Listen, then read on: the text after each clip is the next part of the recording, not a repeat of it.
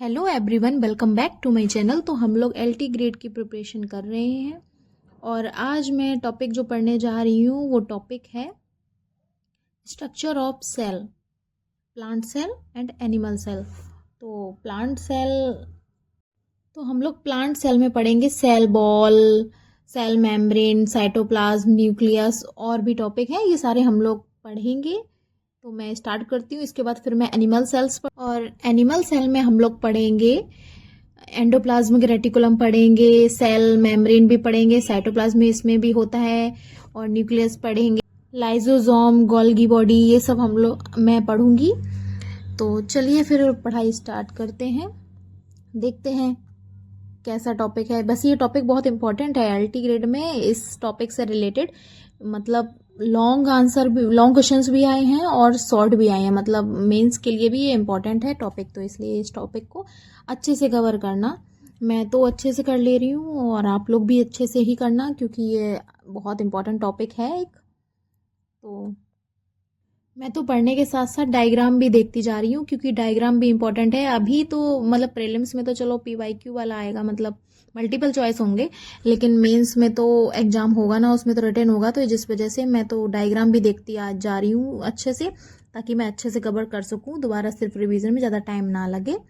बाकी पढ़ाई तो अभी ही शुरू करी है, तो इसलिए थोड़ा और अच्छे से पढ़ना पड़ेगा, जल्दी जल्दी टॉपिक कवर करने हैं सारे जितने भी टॉपिक हैं। प्रीलिम्स तो इसका 150 नंबर का होता है, जो कि मल्टीपल चॉइस होता है, जिसमें से 30 क्वेश्चंस आते हैं जीएस के, मतलब जनरल स्टडी, जिसमें सब कुछ आएगा, history, geography, polity, current affair, थोड़ा सा जनरल एप्टीट्यूड भी आएगा, ये सब चीजें आएंगी। और बाकी तुम्हारे 120 नंबर है जो तुम्हारा सब्जेक्ट कॉम्बिनेशन बन रहा होगा, उससे रिलेटेड आपके क्वेश्चन आएंगे, मतलब आपका सब्जेक्ट से ही आएंगे। तो सब्जेक्ट बहुत इंपॉर्टेंट है, लेकिन जीएस पोर्शन भी पढ़ लेना, क्योंकि 30 नंबर का सीधे सीधे आएगा उससे भी। मैं तो यही कहूंगी, जिसने अभी तक सिलेबस नहीं निकाला है या सिलेबस नहीं देखा है, तो सबसे पहले तो सिलेबस डाउनलोड करो, उसकी हार्ड कॉपी लो, अपने सामने लगाओ, या फिर उसको नोट करो, प्रिंट आउट निकाल के नोट करो अपने हैंड राइटिंग में, और फिर डिवाइड करो अपना जो भी है सिलेबस, उसको डिवाइड करो कि हमको कैसे पढ़ना है, कहाँ से पढ़ना है, सब अच्छे से टॉपिक्स डिवाइड करो, हर टॉपिक को डेली टारगेट करो। और मैं तो यही कहूंगी, अगर आप, मेरा सब्जेक्ट जैसे कि बायोलॉजी है, तो जिसका भी बायोलॉजी सब्जेक्ट है, तो वो सबसे पहले तो एनसीईआरटी की बुक उठाए, क्योंकि एनसीईआरटी मस्ट है पढ़ना। एनसीईआरटी के साथ साथ पीवाईक्यू बहुत इंपॉर्टेंट है, पीवाईक्यू दो, मतलब दिन में 1-2 मॉक टेस्ट देना जरूरी है। एक मॉर्निंग में देख लो, एक इवनिंग में दे दो, तो सही रहेगा। तो इतना तो करना ही चाहिए।